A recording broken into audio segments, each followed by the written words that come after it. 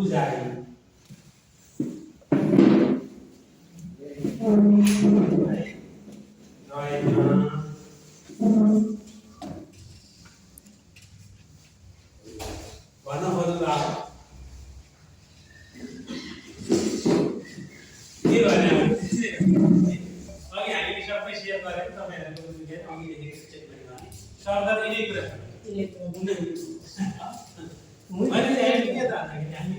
पहिलाको जस्तो सम्बन्ध जस्तो त्यो भएन त्यो लियो अवस्था त्यसले मलाई त्यो बनाएको छ चिन्तित बनाएको छ होइन असाजिलो महसुस भएको छ रिस उठेको छ भन्नु त अब अहिले तपाईँको त भावना भयो पहिलाको भन्दा यसरी राम्रो गाई राम्रो गर्छ धेरै त्यसले गर्दा राम्रो फाइदा भयो भने मलाई चाहिँ एकदम सहज भएको छ एकदम खुसी भएको छु भन्नुभयो अब भन्न सकेको उहाँबाट ल्याएर त्यहाँबाट यसो गरेँ यो गरेँ भनेर महाभारत सुनाएको हामीले समातेको त्यो सार्दा के हो त पहिलेको भन्दाखेरि राम्रो छ पहिलेको भन्दा के अरे अझै उत्कृष्ट भएर आयो त्यसले चाहिँ मलाई सन्तुष्टि बढाएको छ भनेको त्यति होइन भाग्य भागको अनुसार हामी यसरी गर्दछ र यो गरिरहँदाखेरि चाहिँ उहाँको व्यवहारले चाहिँ हाम्रो सम्बन्ध बिगाड्यो हाम्रो क्यारेक्टर मलाई चाहिँ चित्त दुखायो भनेर उहाँको फलानाको भनेर अगाडि शिक्षक राख्नु हुन्छ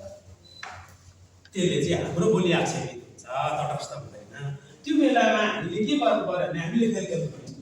हामी बिचमा जुन सम्बन्ध जति राम्रो सम्बन्ध पछिल्लो चरणमा चाहिँ के हुन्छ समय परिवर्तन हो सम्बन्धमा चाहिँ धमिलोपन आयो त्यही रहन सकेन त्यही भएर हामी दुःखी छौँ चिन्तित छौँ भन्न खोज्नुभयो भन्नुभयो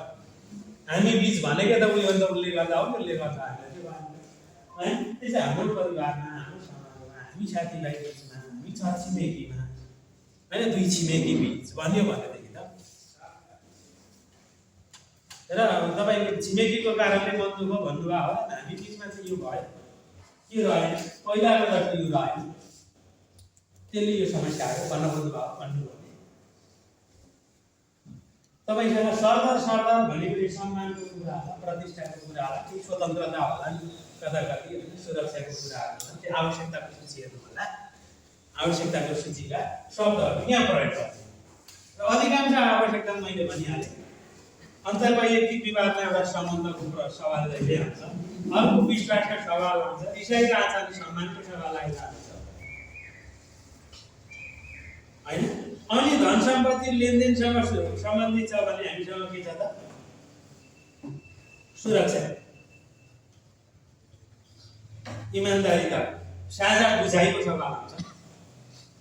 अघि गुनासो गर्दै हुनुहुन्छ मलाई त तिमीले जसरी बुझ्नु पर्ने त्यसरी बुझिदिएर बडा आमालाई पढाएर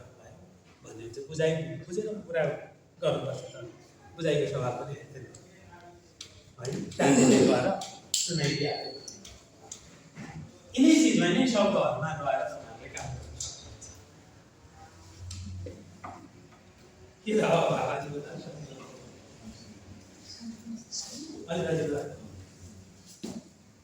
गरिदिनु न अघि तपाईँले गरेको आरोपको अनुवाद गरिदिनु तपाईँले लेख्नु भएको छ नि त्यसैले तपाईँले आफ्नो लाइनमा आफ्नो आरोपलाई अनुवाद गर्नु मलाई चाहिँ पछिल्लो व्यवहारले चाहिँ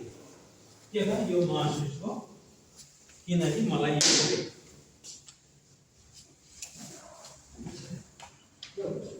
मलाई के भएको रहेछ त पछिल्लो व्यवहारले घटनाले फर्स्ट हो यस्तो महसुस भयो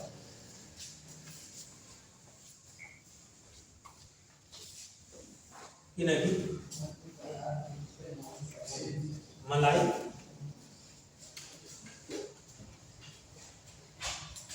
फलान्तको आवश्यक छ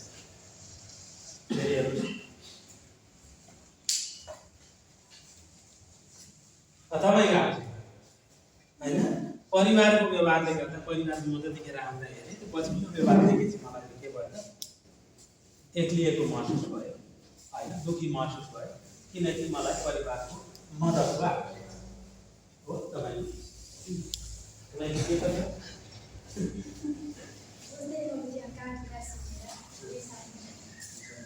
पछिल्लो व्यवहारले मलाई चाहिँ एकदमै चित्त दुखेको छ किनभने हामी बिचमा स्पष्टताको आवश्यकता छ त्यो होइन। मलाई जसरी बुझ्नुपर्छ त्यो बुझिदिनु भएन मान्छेले होइन भने चाहिँ हामीसँग के को बुझाइको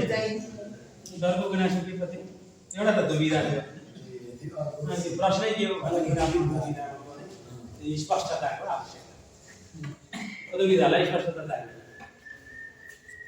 श्री सरको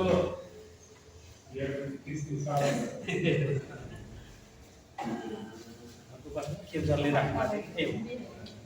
उहाँले के पो राख्नु भएको थियो अघि त्यो उहाँ मात्रै भनेको जसरी मलाई बुझ्नु पर्यो त्यसरी नबुझिरहनु व्यवहार गर्ने मलाई दुःख लाग्यो भन्ने होइन। म प्रतिको बुझाइमा फरक सूचना गलत सूचना तपाईँलाई स्पष्ट सञ्चारको पनि आवश्यकता